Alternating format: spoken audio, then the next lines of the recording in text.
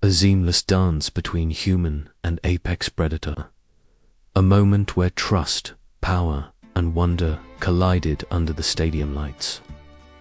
But beneath the surface of SeaWorld's most beloved show, cracks had been forming for years. Dawn Branch wasn't just another trainer. She was Thephis of SeaWorld Orlando, admired, respected, the woman the world trusted to stand beside giants. But that trust came at a cost no one wanted to see until it was too late. In less than 8 minutes, the illusion crumbled. The audience's cheers twisted into horror. The wild, caged Forticades finally broke through Thefficade. This isn't just a story of tragedy. It's a story of control, captivity, and the terrifying moment when nature reminds you sit, never asked to be tanked. But before we dive into the full truth, I have one simple question for you.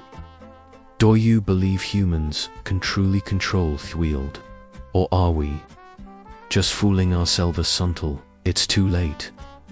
If stories like this make you question, if they open your eyes to the hidden truths behind shows, the applause and the headlines, don't forget to subscribe, hit that button. Join this channel, and together, let's expose what lies beneath surface. Because some stories demand to be heard. Dawn Brancheau wasn't just another trainer in a wetsuit. 2,000s of visitors sat SeaWorld Orlando. She was the face of wonder, the smiling woman who danced with giants, who soared beside creatures older, wilder, and far more powerful than any human. But to those who truly knew her, Dawn was something more. She didn't just work with orcas.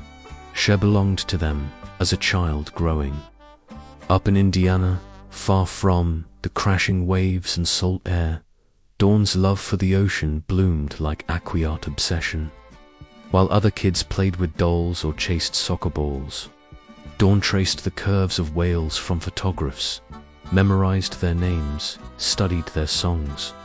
Her walls were plastered with posters of orcas, her notebooks filled with sketches, black and white, forms gliding through endless blue. She wasn't drawn to their size or strength alone.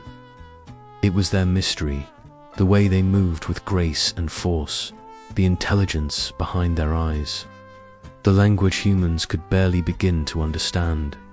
At 13, she visited SeaWorld for the first time. Standing in the splash zone, salt water misted her face as an orca launched skyward, muscles rippling, water cascading like glass dot. In that moment, something crystallized inside her. A promise whispered beneath surface. You will be part of this world, and she kept that promise through years self-study, relentless training, and an unwavering belief that connection, real connection, could bridge the space between human and wild. Dawn didn't choose a career.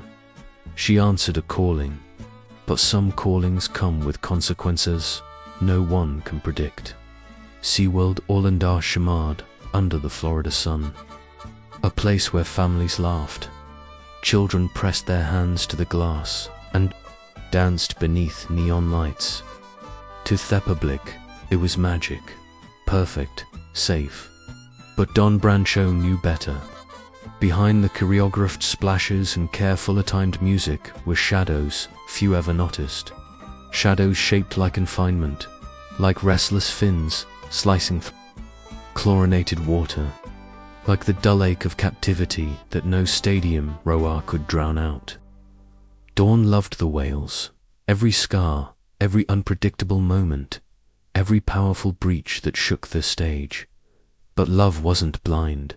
She saw the cracks beneath the surface, the routines designed to mask boredom, the glassy eyes of animals who were meant. To Dawn's dream becomes reality roam, a 100 miles a day now circling Thisum enclosure endlessly. Her bond with orcas was real, her respect for them deeper than most dared to feel. But respect couldn't rewrite biology, and no amount of training could erase the insient wildness pulsing beneath their sleek black and white skin. Then there was Tilikum, the largest orca in captivity. Over 11,000 pounds of muscle, memory, and mystery. Tourists adored him. His massive frame commanded that stadium.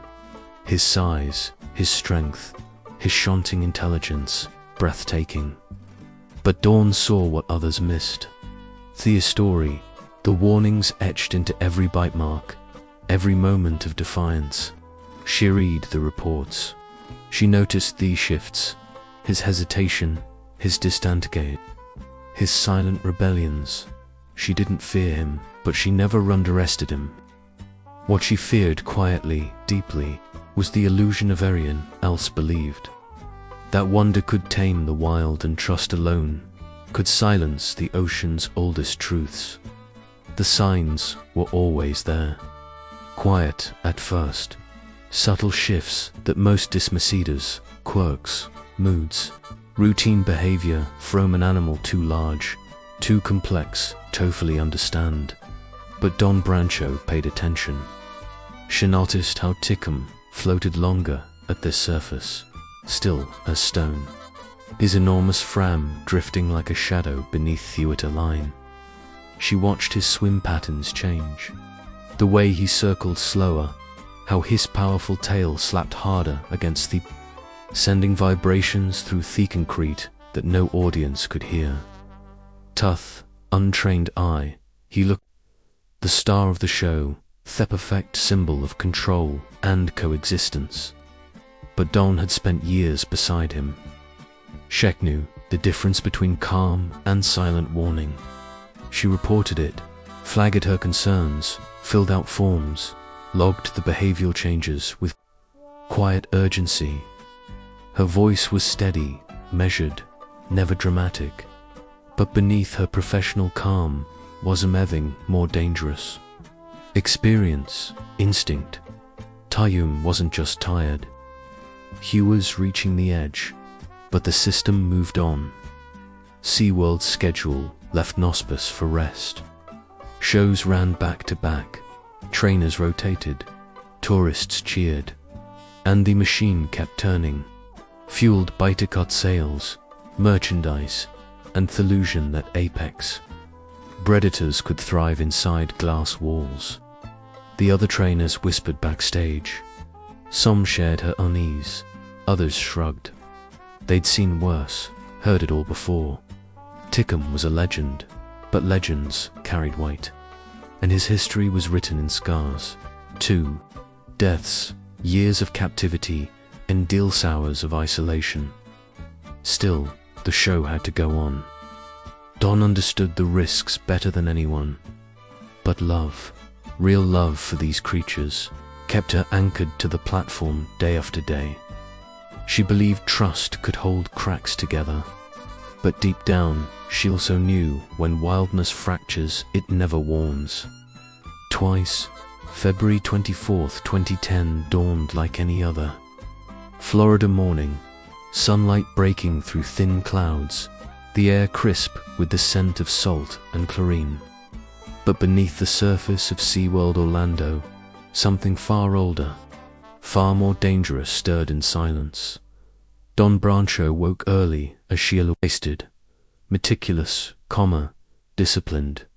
Her weight suit hung ready, her head surcharged, years of routine reduced to muscle memory. But today, something felt different. She couldn't explain it. Acquiot unease pulsing beneath her exterior. She dismissed it. She had to. The Dine with Shamu show was scheduled for noon. An intimate performance, up-close interaction, families eating lunch beside the pool as the park's most famous orca, Tilikum, demonstrated the breathtaking power of nature tamed by human connection. Or so they believed. Backstage, Dawn conducted her pre-show checks with sharp focus. Her colleague steed, the hum of preparation filling the air, but her eyes stayed on Tilikum. He drifted near the tank's edge, massive and unmoving. His dorsal fin collapsed from years in captivity, slicing weakly through the water. His usual responses were delayed, his gaze distant, unreadable. His body language whispered warnings only the experienced could hear. Dawn flagged it quietly but firmly. "He's sluggish today," she told the assistant trainer. "His energy's off," but warnings within a system built on spectacle are often met with silence. The crowd outside was growing. The seats were filling. Smiling families with wide-eyed children leaned over the railing, ready for wonder, unaware that wonder outweighs a price dot at 11:45 a.m. Dawn stepped onto the platform, her long dark hair tied back, weights suit zipped, voice steady through the headset. She smiled, waved, thick and silent professional masking quiet apprehension.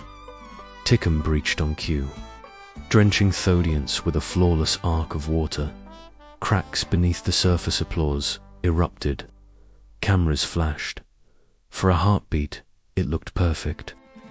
But beneath the surface, cracks widened. Tilikum hesitated.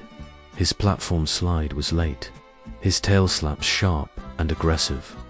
Twice he broke formation, swimming wider, thantirographed, subtle deviations. No tourist noticed, but Dawn noticed. She adjusted. Her movement slowed, posture grounded. ESF training guided her through the unscripted tension, a delicate dancer between trust and instinct. At 11:58 a.m., the moment arrived. A signature routine. Close contact, absolute trust. Dawn stood waist deep on the submerged platform, facing Tilikum head-on, her arm extended in signal. But Tilikum didn't respond. Instead, he sank beneath the water, silent as shadow. Seconds passed, long, heavy, suffocating. Then, without warning, he surfaced, note in sync, but off cue, just outside Harwich.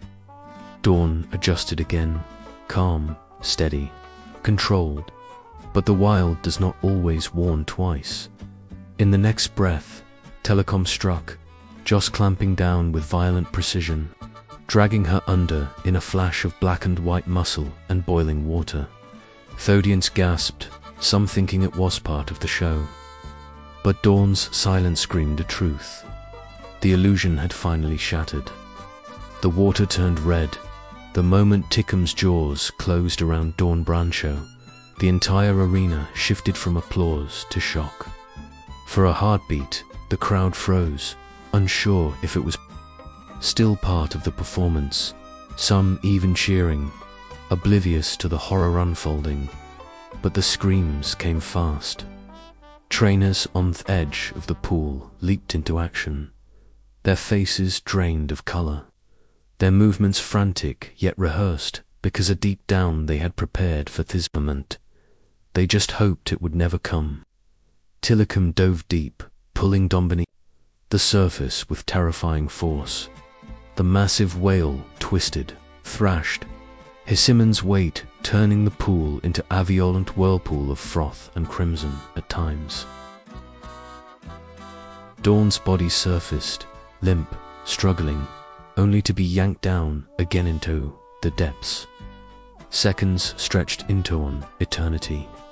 Underwater acoustic device blurred, desperate attempts to disorient Tilikum, to make him release her. Nets were deployed. Emergency.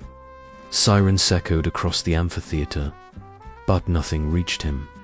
His mind was locked in a space beyond training, beyond obedience, beyond reason. For nearly 7 minutes, the pool became a battlefield between captivity and instinct. No trainer could enter. The water protocol was clear. No human intervention until the Orca let go. But Tilikum didn't let go. He circled, breached, his massive form thrashing like a storm contained by glass.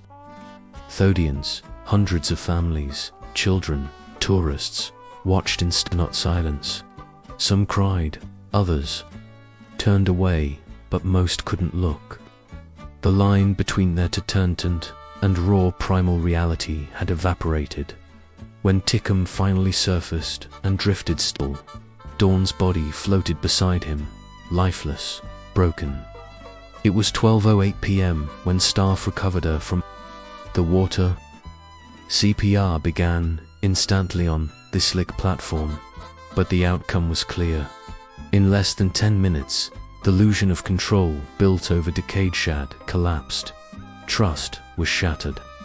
The consequences are written in blood, visible to SeaWorld, impossible to ignore. The wild had spoken, and it demanded to be heard. The news spread like wildfire, faster than facts, louder than truth. Within hours, SeaWorld Orlando transformed from a place of wonder to the epicenter of global outrage. Headlines blazed across television screens and websites. Killer whale slaughters trainer. Tragedy at SeaWorld.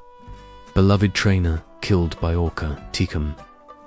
The monster, how trust and deadly. But those who knew the truth understood this was no simple act of aggression. Tilikum wasn't crazed. He wasn't driven by rage or instinct to destroy. Witnesses described him as eerily calm after the attack, drifting near Dawn's body, ice blank. His colossal form floating in the deadly show begin stank like a ghost. SeaWorld scrambled into damage control. The amphitheater was locked down. Performances were cancelled. Staff ordered silence as investigators descended, combing through every report, every training log, every in-yard warning. Tilikum's history resurfaced like a haunting tide. To previous deaths, years of confinement, a life destripped of the open. Ocean replaced with glass walls and artificial skeletons. To the public, he became a symbol. To some, a vicious predator beyond taming. To others, a prisoner peshed past his breaking point. Outside SeaWorld's gates, candles flickered by protest signs. Crowds demand answers and justice. Former trainers stepped forward. Their story is splintered between defense and condemnation. But beneath the noise, one truth remained unshakable. The system that claimed to master nature had failed. Dawn's death wasn't an isolated tragedy. It was the inevitable fracture of decades spent bending, thrilled into a rehearsed performance. Tilikum wasn't the villain. He wasn't the hero. He was the mirror reflecting injury humanity refused to confront. And in that reflection, the illusion shattered, exposing the cost of turning Gentian predators into entertainment and trust into currency for applause. Their surface of the pool lay still, but the storm outside SeaWorld raged louder with every passing hour. Dawn Brancheau's death ignited something no marketing campaign, no staged performance could contain. Her face, once smiling from billboards and brochures, now haunted news cycles. Her name, whispered with reverence for years, became the epicenter of controversy, grief, and uncomfortably casts. And at the heart of it all was Tilikum. The orca that once dazzled millions now floated alone, confined to an isolated medical tank. His world, already small, shrank further. Stripped of interaction, applause, even sunlight. Cameras tracked his every move. Behaviorists monitored him constantly, but his body told a different story. Lethargic, distant, fading. Tilikum no longer breached. He no longer performed. He circled the tank in slow, aimless arcs. A creature silenced not by punishment, but by years of captivative hindly devoured whatever fragments of spirit remained. Outside, the debate and vicious animal rights groups flooded the streets, chanting for SeaWorld's closure. Protesters read signs, reading, "Free Tilikum," "Shut it down," and "Dawn deserved better." Social media fractured. Some demanded the whale's euthanasia, calling him a threat to human life. Others saw him as the ultimate victim, ripped from the wild as a calf, sold bred, displayed, and broken by an industry built on spectacle. The truth was more complicated and far more unsettling. Investigations unearthed years of red flags, ignored incident reports, behavioral warnings, quiet pleas from trainers like Dawn, all buried beneath weight of profits and performance schedules. Tilikum wasn't just one trajectory. He was the consequence of a system designed to conquer nature, only to be undone by the very wildness it pretended to control. And as the world watched, the illusion crumbled, not with a splash, but with silence. In the weeks that followed, SeaWorld's tank stood eerily quiet. The music faded, the crowds thinned, but the ripples from Dawn Brancheau's death spread far beyond Orlando. What happened to Dawn was never just about one whale, one show, or one tragic. It peeled back the glittering surface of an industry built on rehearsed wonder, revealing the fragile foundation beneath: captivity, control, and the arrogance of believing the wild could be tamed forever. Tilikum drifted in isolation, his massive reduced to slow mechanical circles in a sterile tank. He no longer responded to trainers. His eyes, once bright with recognition, grew dull, distant, broken in ways no medical chart could quantify. Experts debated his fate. Should he barely is transferred, euthanized? But deep down, the world already knew the damage was irreversible. Not just to the aftermath and controversicum, but to every illusion SeaWorld had ever sold. Public pressure mounted. Whistleblowers spoke out. Lawmakers drafted new restrictions. For the first time, questions drowned out applause. What do we sacrifice for entertainment? What price does captivity demand from animals, and from the people who believe they can bridge that impossible gap? SeaWorld announced changes, promises of improved welfare, the eventual end of orca breeding, the phasing out of theatrical shows. But for Dawn, it came too late. For Tilikum, it changed nothing. Her family, shattered Butra salute, founded campaigns in her name. Not to vilify the whales she loved, Buto confront the industry she died serving. Their message was simple: respect the wild or suffer the consequences. Tilikum lived 6 more years, drifting in the ghostly stillness of his enclosure, a living reminder of captivity's cost. He never performed again. His silence, louder than any splash, echoed across the world. In the end, Dawn's legacy was not a performance, but a reckoning. One that forced humanity to finally ask, can we love what we refuse to set free? What do you think? Should we keep powerful wild animals in captivity, or is it time to let them go? Comment below and share your thoughts. Don't forget to like, share, and subscribe for more real, untold stories from behind the curtain of animal entertainment. Dawn Brancheau believed love and trust could bridge the gap between human and wild, but that belief cost her everything. Tilikum wasn't just a whale. He was a reflection of decades of confinement, of instincts caged, of power supracedental. It finally shattered the illusion. Dawn's death wasn't an accident. It faced inevitable consequence. Of thinking nature can be controlled forever. The ocean is vast. The wild is ancient. And no thank applause.